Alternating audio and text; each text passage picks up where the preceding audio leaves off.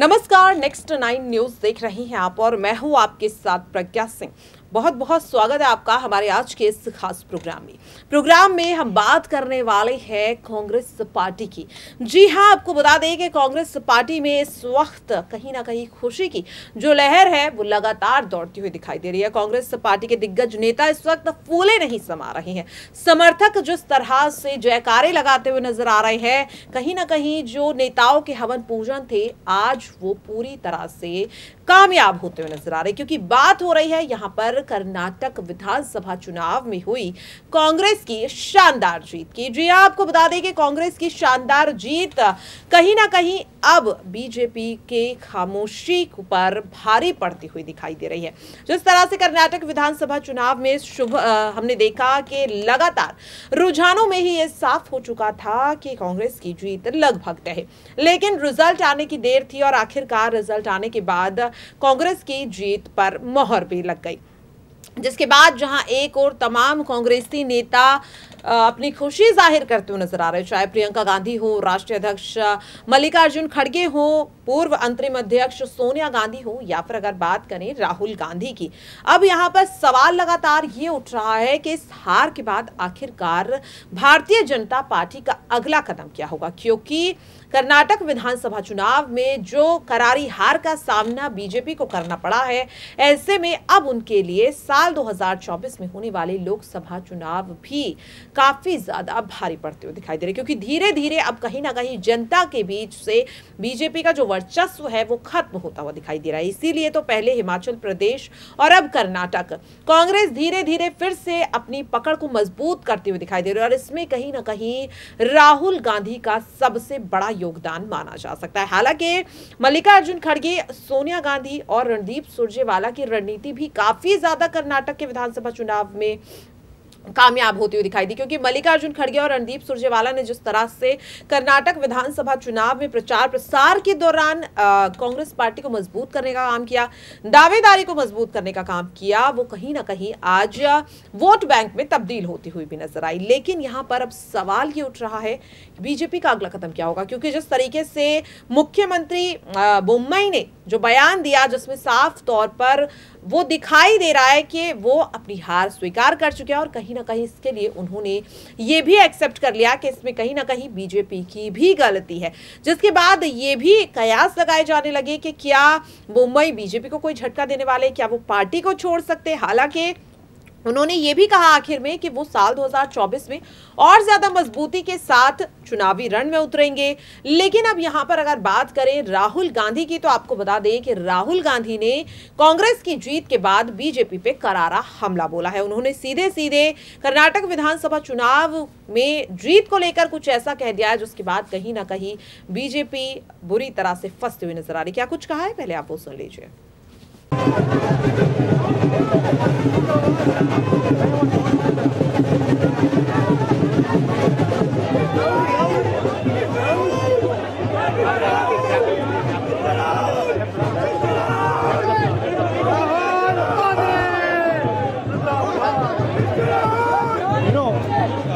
We should get that thing shut, whole shut.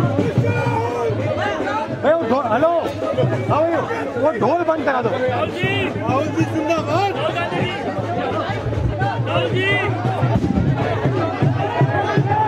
Rahul ji जिंदाबाद।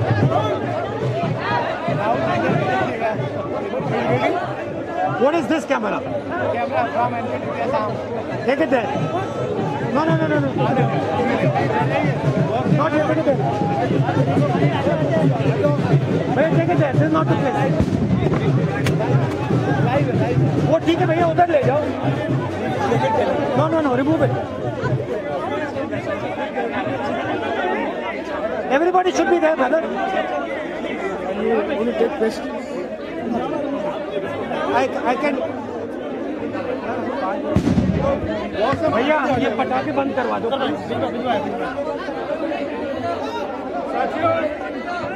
राहुल जी आपको संबोधित करेंगे, प्लीज शांत हो जाइए। I switched it off. शांत हो जाइए साथियों, शांत हो जाइए। राहुल जी अभी प्रेस को संबोधित करेंगे। शांत हो जाइए प्लीज। जिंदाबाद जिंदाबाद। राहुल सर नमस्कार। नमस्कार नमस्कार नमस्कार।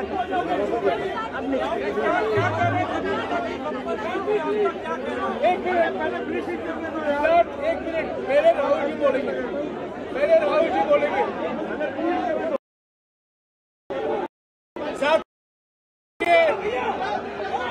अभी राहुल जी बोलेंगे, शांत हो जाइए। जिंदाबाद। नमस्कार 2 मिनट। हाँ नमस्कार। सबसे पहले मैं कर्नाटक की जनता को, कर्नाटक में कांग्रेस पार्टी के सब कार्यकर्ताओं को, सब नेताओं को और जो हमारे सब नेताओं ने कर्नाटक में काम किया उनको बधाई और धन्यवाद देता हूं।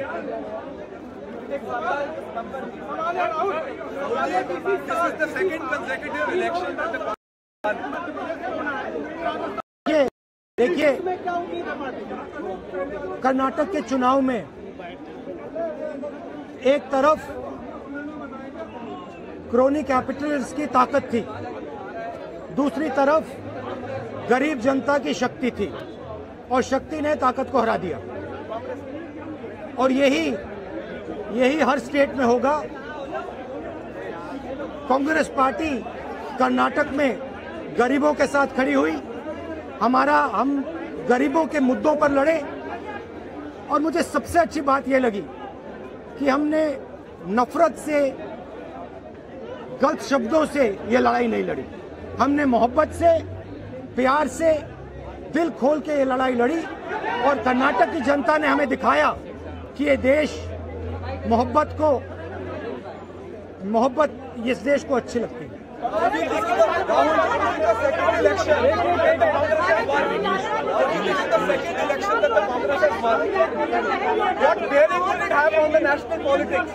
कर्नाटक में नफरत की बाजार बंद हुई है, मोहब्बत की दुकानें खुली हैं। ये सबकी जीत है। सबसे पहले ये कर्नाटक की जनता की जीत है। हमने चुनाव में कर्नाटक की जनता से, गरीब जनता से 5 वायदे किए थे। मैंने अपने भाषण में कहा, खारगे जी ने भाषण में कहा, सब नेताओं ने भाषण में कहा था कि हमारे 5 वायदे हैं। हम इन वायदों को पहले दिन पहली कैबिनेट मीटिंग में पूरा करेंगे। मैं फिर से कर्नाटक की जनता को दिल से बधाई देना चाहता हूं, धन्यवाद देना चाहता हूं। नमस्कार, जय हिंद। Thank you. तो देखा आपने किस तरह से राहुल गांधी के इस बयान ने कहीं ना कहीं भारतीय जनता पार्टी के दिग्गज नेताओं की नींद उड़ाने का काम कर दिया है। जिस तरह से उन्होंने एक इशारा कर दिया है कि चाहे विपक्ष के खिलाफ कितनी भी रणनीति कर ले, चालबाजी कर ले, क्योंकि राहुल गांधी की लोकसभा सदस्यता जिस तरह से रद्द की गई है जल्दबाजी में, मोदी सर ने मामले में फैसला आने के 24 घंटे बाद उनकी सदस्यता को रद्द कर देना कहीं ना कहीं साफ तौर पर, अगर मैं बात करूं, जिस तरह से एक साजिश कांग्रेस के नेता बताते हुए नजर आ रहे थे। और इसीलिए अब वो कहते हुए नजर आ रहे हैं कि 24 में बीजेपी की हार ऐसी ही होने वाली है, ये कहते हुए राहुल गांधी नजर आ रहा है। बहरहाल उसमें कितनी सच्चाई है वो तो लोकसभा चुनाव में पता चल ही जाएगा, लेकिन कहीं ना कहीं आज कांग्रेस के लिए काफी ज्यादा खुशी का दिन है और इसे वो अब खुशी को मनाते हुए भी नजर आ रहे हैं। आज के लिए इस खास प्रोग्राम में इतना ही। मुझे दीजिए इजाजत। नमस्कार।